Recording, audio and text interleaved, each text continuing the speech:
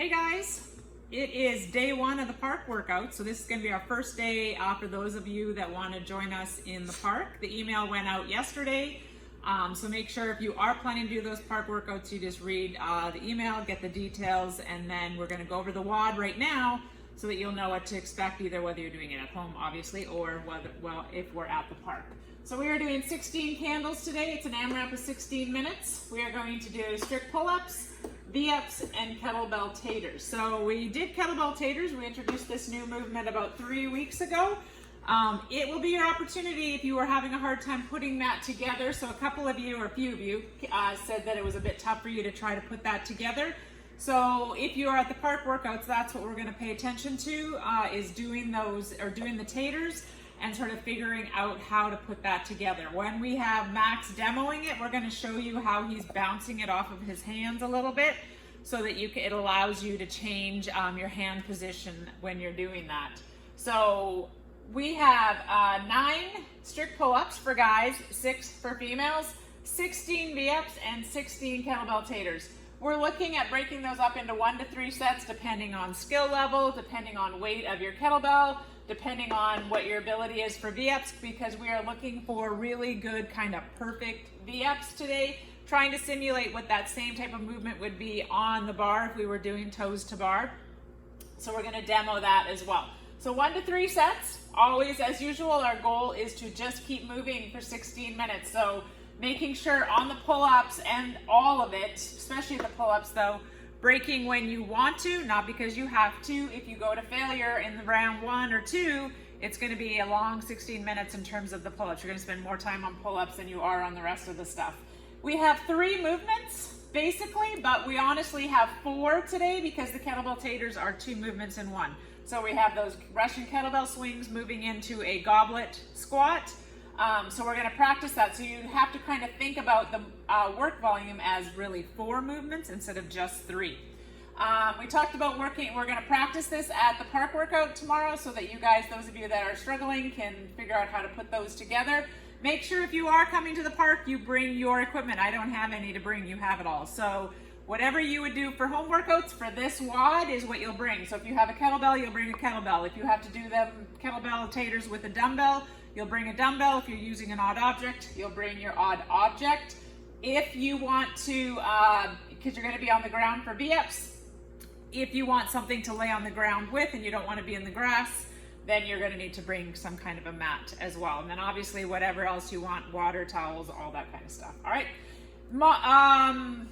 Modifications for the movement. So strict pull-ups, if you are doing them on a pull-up bar and you cannot do 9/6 in 3 sets, you are going to decrease your reps. If you are on a pull-up bar and you have a band, you can do banded. You can do ring rows. If you are going to do kettlebell rows or dumbbell rows, we are going to do 8 per arm. So we're going to change this number a little bit, and you're going to do 8 per arm of either, whichever one you're doing the kettlebell taters with. So if you're using a kettlebell, then you're going to use a kettlebell for your rows. If you're using a dumbbell, you'll use a dumbbell for your rows. If you're using an odd object, you'll use an odd object for your rows. So it'll be 16 odd object rows.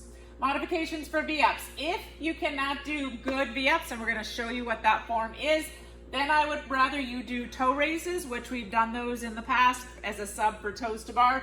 So we'll review those today. And if those are hard for you as well, then you're just going to go to straight sit-ups. Kettlebell taters, we already talked about. If you don't have a kettlebell, you use a dumbbell. If you are doing odd object, that will be a tough one to try to do the taters with. So if it's odd object, it's going to be squat cleans. It's a similar type of a movement. And if you cannot put them together, so as we did last time, if you can't put them together in a nice fluid movement without risk of hurting yourself, then you're going to break it up into those 2 movements, and you're literally going to do 4 movements. So then it will be 16 Russian kettlebell swings and then 16 goblet squats, and you're going to literally break it up so that you don't hurt yourself. All right, to the floor we go. Max is our demo man today, so we're going to start off with the taters. So he's going to show you the taters on the kettlebell, the dumbbell, and then the squat clean. So with the kettlebell tater, we are going to pay attention to how Max is bouncing it off of his hands. You have to, as it comes up, you have to use your hips, not your arms, so you're not throwing it up in the air.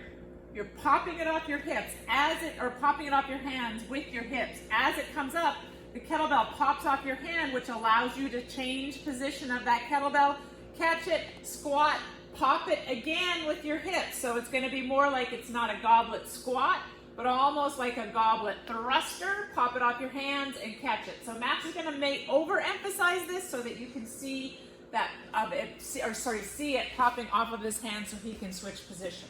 All right, you remember Russian swings, it's only going to shoulder height. So pop, pop, a little bit higher on that swing, and pop. Good. All right, so you see where it comes off. It's not like way up in the air. Obviously, we're not trying to throw it or launch it, but you need to get it off of your hands to change position. So trying to move your hands with the kettlebell in it becomes cumbersome, and then that is that risk of dropping it or hurting yourself with it. If you pop it off and let it just be airborne for just a second so that you can grab it in the next position, that is going to be your best way to do that, okay? With the dumbbell, the thing we have to pay attention to, we've been doing dumbbell kettlebell swings where we're holding the top of the dumbbell down. We can't do that with that. It would be hard to switch that. So we're going to hold it, so face her. We're going to hold it like this. You're just going to have to go a little bit wider in your stance. You're still going to be in a squat stance, a little bit wider, and then, no, squat stance, you're still fine. Just has to get through your legs. But now he's just going to move it, and you don't really have to move this off of your hands because it's pretty easy to move the dumbbell. Like, you can't do that with the kettlebell. So this one, he's just going to bring it up and squat it.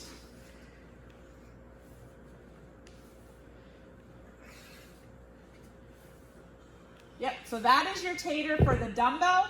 If you're doing a sandbag or a book bag or whatever it is you're doing for odd object, this one would be really hard to try to swing through your legs. You're more than welcome to attempt it if you think you can, but we're gonna basically, if you can't do that, turn it into a squat clean. Same type of movement, popping it up and landing in that squat. All right. If you're doing rows, Max is just going to demonstrate on one of them. So if you're going to do rows with your kettlebell, it will be kettlebell rows. And when we're in the park, we're not going to have benches and things to hang on to. So you're going to be using your knee. So you can just brace yourself here and do it just like you're holding on to a box or something. And we're going to end up doing 8 on one side, 8 on the other side. If you're not at the park, you can obviously use a box or whatever it is you would typically do. If you're using dumbbells, you'd use that. You don't have to do that, Max. And if you were doing sandbag, you would just do the sandbag rows or the book bag rows. That one you would just do 16 with both hands. Okay? Obviously, you would be doing pull-ups if you have a pull-up bar. You don't need to demo that, Max. We're going to go to the floor for V-ups. What I said in terms of perfect kind of V-ups, I want your feet to come off. Your hands are going to, so you're going to lay like this on the floor, and then feet and hands should meet, just like you're trying to do on a toes to bar. So that means your lower body and your upper body come up, meet together, feet come up at the same time, and down. So that is what, stay there, that is what I'm looking for on the V-ups. If you can't do that, if your feet are basically coming up and your chest is not coming off the ground, then you're going to do those toe raises. So remember where we come up and down, and up, and down, and up, a little bit higher, up, and down. So those are your toe raises. Those would be a little bit easier than the V-ups. And then lastly, if you can't do that, you would just do sit-ups if you feel like you can't even do those toe raises. All right, I think that is it. I hope I'm going to see quite a few of you at the park workout tomorrow. Good luck, everybody.